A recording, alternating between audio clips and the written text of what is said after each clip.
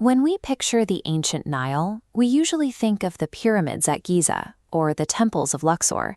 But if you follow the river further south, past the modern border of Egypt, and deep into the desolate sands of Sudan, the landscape changes. You start finding ruins that belong to an entirely different world. Massive burial mounds, some the size of football fields. And inside these mounds, there were absolutely no mummified bodies. These archaeological photographs show exactly what they found instead. The deceased were laid to rest on wooden beds and intricate folding chairs, entirely rejecting the heavy stone sarcophagi favored by their northern neighbors. The scale of the offerings placed around these graves was immense. As we can see in these excavation images, thousands of cattle skulls with long horns were arranged outside the tombs, all carefully positioned to point precisely south.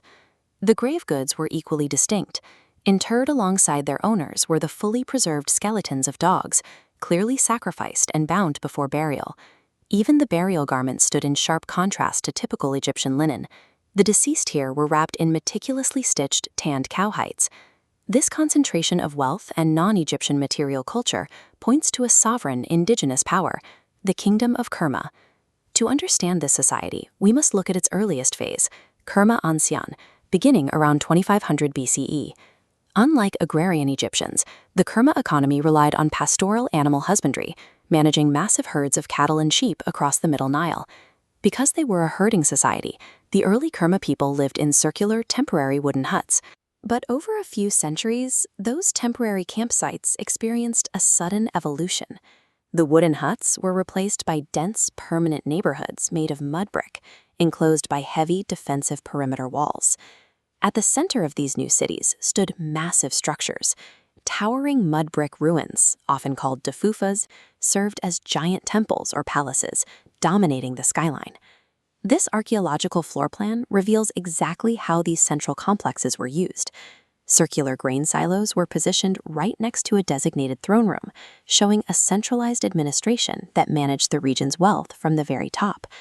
The rapid shift from scattered wooden huts to fortified mud brick cities proves Kerma had successfully consolidated its vast pastoral wealth into a state apparatus capable of dominating the entire region.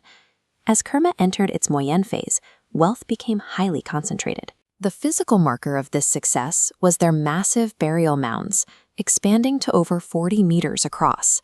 That prosperity attracted a robust global trade network. Excavations deep in Nubian territory have uncovered luxury imported goods from across the ancient world, including ornate bronze lion statues used as incense burners. By the Kerma Classique period, the state had reached its peak. This scatterplot diagram compares statistical anatomical data from skulls found in Kerma, Kenya, and Egypt. The clustering demonstrates that Kerma possessed a massive population, biologically distinct from its neighbors. With deep coffers and a booming population, Kerma leveraged its resources to build a specialized army capable of challenging Egypt directly. Allied with the Hyksos in northern Egypt, they squeezed the remaining Egyptian kings into a small enclave at Thebes. Kerma then launched Abares's raids deep into Egyptian territory, looting elite artifacts and burying them hundreds of miles south as spoils.